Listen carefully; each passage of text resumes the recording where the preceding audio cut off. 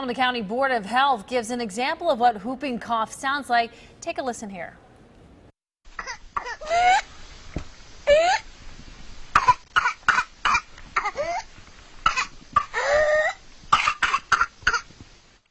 Hard to listen to, isn't it?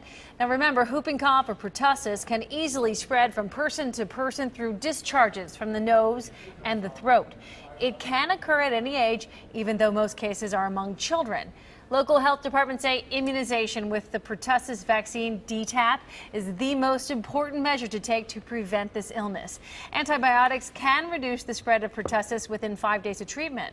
More on whooping cough, its symptoms, and the vaccine for you on WCPO.com.